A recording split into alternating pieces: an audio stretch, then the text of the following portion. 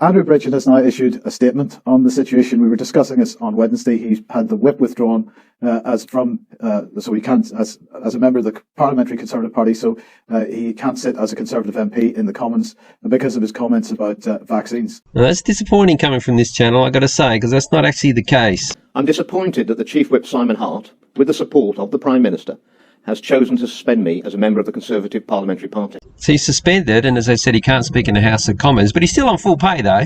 My tweet of 11th of January was in no way anti-Semitic. Indeed, it alluded to the Holocaust being the most heinous crime against humanity in living memory. So this Conservative Party member who appears to be on the side of the people wanted to talk about vaccines, and he used an analogy that included the H word and those that you can't speak about. Of course, if anyone is genuinely offended by my use of such imagery, then I apologise for any offence caused. And he's so apologetic, he didn't see that coming. He didn't think, he couldn't just speak about the questions on the vaccine. He thought, no, I'll use an analogy about people that you can never speak about. And he just never thought for a second that anyone would jump on it and suspend him from Parliament. I never saw that coming. I mean, why would you?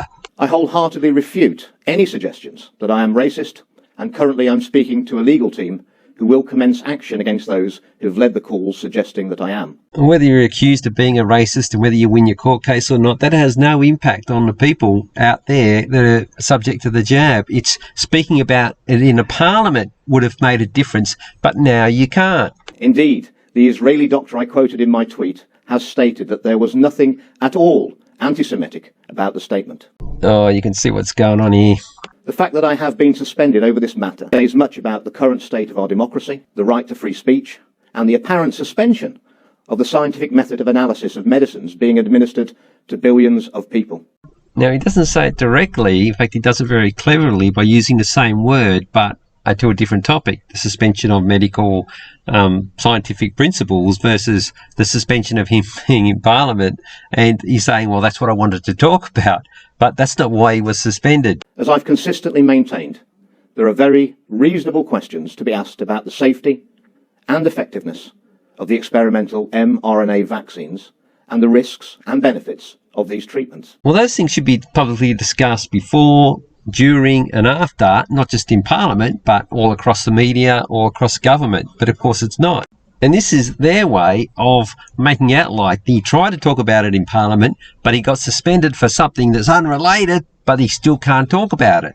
That's the zero result for the people. There are reasonable questions to ask of a government that is considering extending the use of these experimental vaccines to children as young as 6 months of age.